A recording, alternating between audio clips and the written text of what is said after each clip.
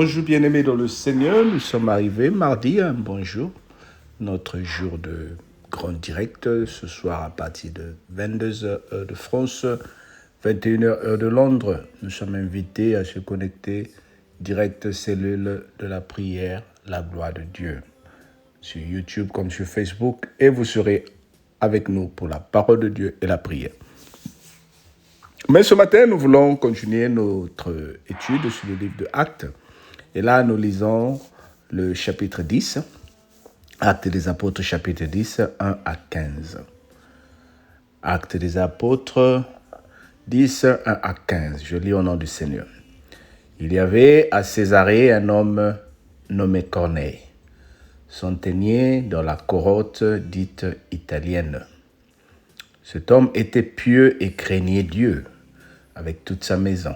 Il faisait beaucoup de monde et au peuple et priait Dieu continuellement. Vers la 9e heure du jour, il vit clairement dans une vision un ange de Dieu qui entra chez lui et lui dit « Corneille !» Les regards fixés sur lui et saisi d'effroi, il répondit « Qu'est-ce que c'est, Seigneur ?» Et l'ange lui dit « Tes prières et tes aumônes sont montées vers Dieu. » Écoute-moi bien. Bien-aimé, écoute bien. Tes prières et tes aumônes sont montées devant Dieu. Il s'en est souvenu. Envoie maintenant des hommes à Joppé et fais venir Simon, surnommé Pierre. Il est logé chez un certain Simon, corroyeur, dont la maison est près de la mer. Dès que l'ange qui lui avait parlé fut parti, Corneille appela 2 de ses serviteurs et un soldat pieux d'entre ceux qui étaient attachés à sa personne. Et après leur avoir tout raconté, il les envoya à Joppé. Le lendemain, comme ils étaient en route et qu'ils s'approchaient de la ville, Pierre monta sur le toit vers la 6e heure pour prier. Il eut faim et il voulut manger. Pendant qu'on lui préparait à manger, il tomba en extase. Il vit le ciel ouvert et un objet semblable à une grande nappe attachée par les 4 coins, qui descendait et qui s'abaissait sur la terre, et où se trouvaient tous les quadrupèdes et les reptiles de la terre et les oiseaux du ciel. Et une voix lui dit « Lève-toi, Pierre, tue et mange. » Mais Pierre répondit « Non, Seigneur, car je n'ai rien mangé de souillé ni d'impur. » Et pour la seconde fois, la voix se fit entendre à lui. Ce que Dieu a déclaré pur ne le déclare pas comme souillé. Ce que Dieu a déclaré pur ne le déclare pas comme souillé. Amen. Vous voyez ici, c'est la continuité du verset 9, car on avait dit ici que Pierre demeura quelque temps à Joppé chez un corroyeur nommé Simon. Donc Pierre, quand il est à Joppé, il est logé chez un convoyeur qu'on appelle Simon. Il s'avère que dans la même contrée, il y a un monsieur qui craignait Dieu, un homme très riche au service de l'administration italienne, parce que vous savez qu'à cette époque, l'Empire romain était en train de diriger et occuper la ville ou le pays d'Israël, ou le territoire d'Israël. Alors ce monsieur, il est considéré comme les Juifs un homme malsain, un homme impur, parce que les Juifs avaient cette conception que c'est eux qui étaient dans l'alliance de Dieu et que les autres qui n'étaient pas dans l'alliance de Dieu étaient qualifiés comme des impurs. Surtout si ils étaient en collaboration avec l'administration qui les opprimait. Mais ce monsieur, comme nous dit la Bible ici, il craignait Dieu. Il faisait l'aumône et il aimait beaucoup prier aussi. Maintenant, il rentre en prière. Et en plein jour, il voit un ange qui descend et lui dit « Dieu a écouté tes prières. » Waouh! Donc Dieu parle et peut visiter aussi les païens. Alors là, ça se passe dans le Nouveau Testament. C'est pour te dire que ce n'est pas toujours nous qui prions, qui sommes dans les églises ou dans les cellules, qui sommes qualifiés de recevoir la visitation de Dieu. Dieu fait grâce à qui il veut. Dieu peut rencontrer même un musulman. Dieu peut rencontrer même un païen pour lui donner un certain message de repentance. Je ne dis pas que Dieu encourage ici les gens qui ne sont pas dans son alliance, mais il est en train de nous montrer qu'il fait grâce à qui il veut. Alors, pendant que ce monsieur rencontre l'ange, Pierre aussi, là où il était, il a eu faim dans la maison de Simon et il a voulu manger. Au moment où il a voulu manger, la nourriture n'était pas prête. Il est monté pour prier et il est tombé en extase. L'extase, c'est un état causé par quelque chose pour absorber tout autre sentiment. Rester en extase, ça peut être un état comme de sommeil, hein, comme on dit vulgairement, nimba nita nimbak. Donc un petit sommeil ou une situation où on se trouve dans un état où on ne contrôle pas trop nos sentiments, un état de joie ou causé par une admiration extrême. Mais ici, pour nous faire comprendre, il est en train de somnoler et il rentre dans un petit sommeil, pas un sommeil trop profond. Alors, il voit une image. Il voit une vision où le Seigneur lui montre les animaux impurs, Biala, Machola, les reptiles. Et le Seigneur lui dit, tue et mange. Lui, il dit, Seigneur, ça c'est des choses impures. Je ne peux pas manger ce qui est impur. Maintenant, Dieu lui dit, ce que moi j'ai déclaré pur, personne ne peut le déclarer impur. Qu'est-ce que cela veut dire? Dieu est en train de préparer Paul à recevoir Corneille. Lorsque Paul apprendra que Corneille est en train de venir chez toi, il va dire comment moi je peux aller dans la maison d'un impur. Comment nous avec eux on ne se mélange pas. C'est la même chose qui se passe dans nos vies.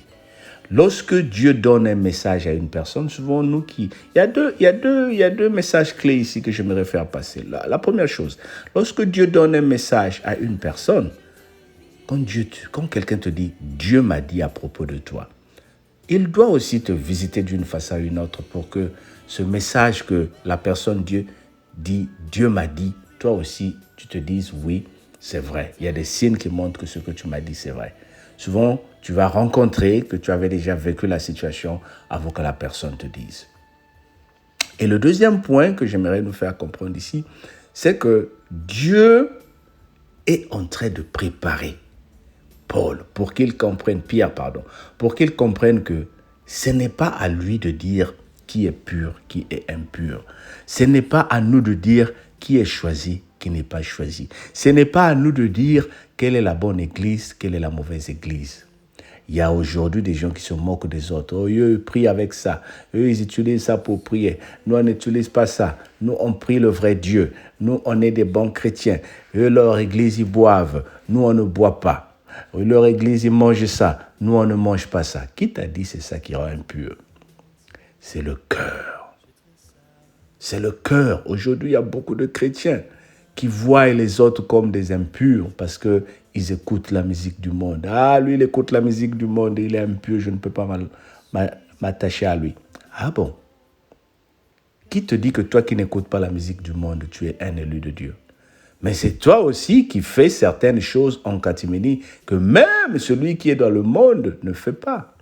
Nous entendons ici Corneille et c'est vrai d'après les autres dans le monde, mais il craint Dieu. Il craint Dieu. Oh bien-aimé, ce n'est pas seulement les chrétiens qui craignent Dieu. Les païens aussi, il y en a qui craignent Dieu, qui payent l'aumône, qui rendent service aux pauvres. Mais souvent, il y a des chrétiens, des confirmés chrétiens, qui n'arrivent même pas à donner de l'aumône, à faire une collecte, à visiter les malades. Le contraire, il y a même des chrétiens qui disent « Notre cellule, nous sommes 10, ça va comme ça, il ne faut pas qu'on amène d'autres personnes. Moi, j'aime pas, sinon on va avoir beaucoup de problèmes. » Nous sommes là en train de restreindre, à fermer, nous ne voulons même pas accepter les autres. Et lorsque nous voyons certaines personnes arriver, surtout les gens que nous connaissons dans le passé, dans le quartier, « Hé, cette menteuse-là est venue dans notre groupe, Kambetou Bébélé. » Mais qui t'a dit que c'est toi qui es mieux qu'elle? Mais elle est venue dans notre groupe pour qu'elle change. Elle est venue dans notre groupe pour nous montrer qu'elle est dans la lumière maintenant. Bien-aimé, cette histoire que nous allons continuer demain est une bonne histoire. Je t'invite à commencer à te préparer pour comprendre la vision de Dieu qui est en train de se montrer ici. Ce n'est pas ce que tu vois à tes yeux qui est pur, qui est pur. Ce n'est pas ce que tu penses qui est pur, qui est pur. Il y a des gens aujourd'hui qui portent des soutanes jusqu'aux pieds, qui marchent avec des grosses Bibles, mais qui sont dans le faux, dans le mensonge, dans la tuerie. Ce n'est pas ce que tu vois qui va déterminer la sainteté d'une personne. C'est le cœur, c'est sa relation avec Dieu. Quelle est ta relation avec Dieu? Qu'est-ce que tu fais pour que Dieu dise, ça c'est ma fille, ça c'est mon fils? C'est lui seul qui connaît. Alors ne nous éloignons pas les uns des autres. Ne nous jugeons pas. Mais dans l'unité, nous sommes en train de former le corps de Christ. Que le Seigneur te bénisse pour que ce message qui te prépare à recevoir une certaine vision de Dieu t'aide à comprendre que Dieu est amour et son amour est pour tout le monde. Ce n'est pas à nous de déterminer qui doit être sauvé. Car Dieu a tant aimé le monde qu'il a donné son Fils unique, afin que quiconque croit en lui ne périt pas, mais qu'il ait la vie éternelle. Quiconque, n'importe qui, même un soulard, même un assassin, il peut recevoir la grâce de Dieu avant même sa mort. Alors sois béni, bien-aimé, et partage la vidéo. On se dit à demain ou à ce soir pour le direct. Sois béni au nom de Jésus. Bye bye.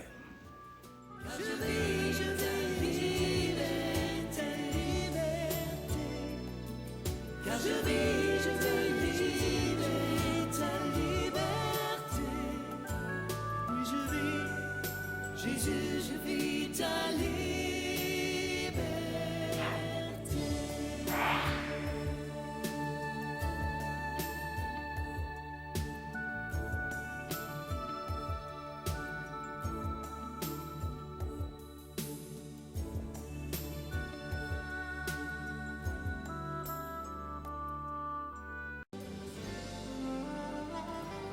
Où sont enfouies mes fautes? Où a fui mon péché? Quel est le poids qui les couvre? Du soleil levant au ciel couchant, plus une ombre ne voile ma route. Comment te remercier? Je tressaille déjà. Mon âme tremble de joie, et je pleure et je ris, je suis ivre de toi, car je vis ta liberté, car je vis ta liberté. Où sont enfouies mes fautes? Où a fui mon péché?